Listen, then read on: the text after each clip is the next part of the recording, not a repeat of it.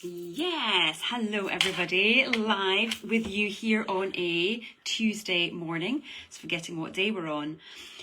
I was reminded very timely of a workshop I attended 2 weeks ago now with the lovely Tiffany Yates Martin from Fox Editorial.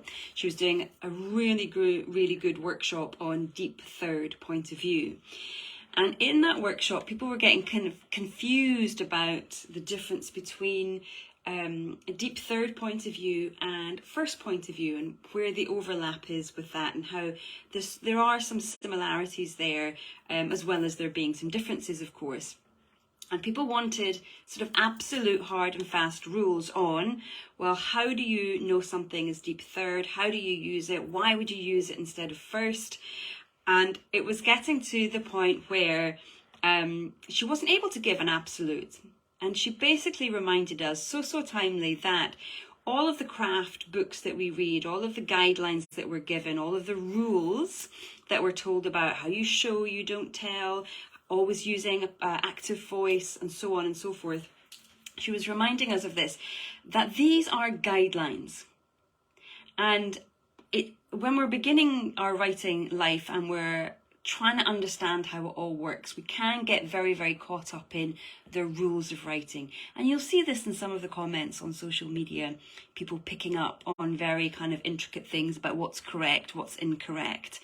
A little bit pedantically, I feel sometimes, but what I loved about Tiffany's advice was just reminding us these are guidelines, and once you know the guidelines or the rules, you can go ahead and break them. But ultimately, if it works, it works.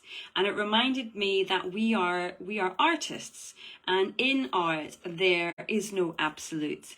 And you'll see, particularly if you think about painting, throughout the history of painting, people are always trying to break those rules, push those boundaries, come up with something new.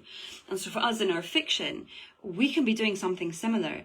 Yes, we want to know that we've got narrative drive. Yes, we want to know that something's easy to read, particularly if we're writing commercial genre fiction. Right out there on the edges, you'll see those more experimental literary writers trying something new and different. Not necessarily easy to read, but they're pushing boundaries, they're breaking the rules in a very deliberate way. Now, that might not be the type of fiction that you want to write, but I think the emotions are the same here. If you're writing something and it flows and it works and it does what you need it to do, don't worry about the rules. Don't worry about the rules so much. Don't get too stuck in that.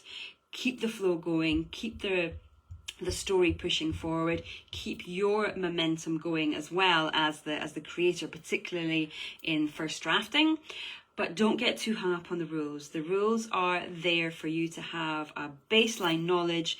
But if you find in your creativity, in the art of writing your fiction, you need to switch things around, that it works best if you break a particular rule or guideline, go for it.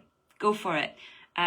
If you don't know Tiffany Yates Martin, she's a magnificent editor, and she also explains the craft of writing very well, what she's looking for, why things work, why they don't work. And it's not always to do with the fact that something fits imperfectly within a rule.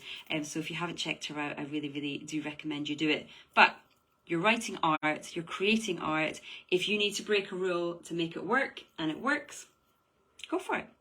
All right, take care. Bye.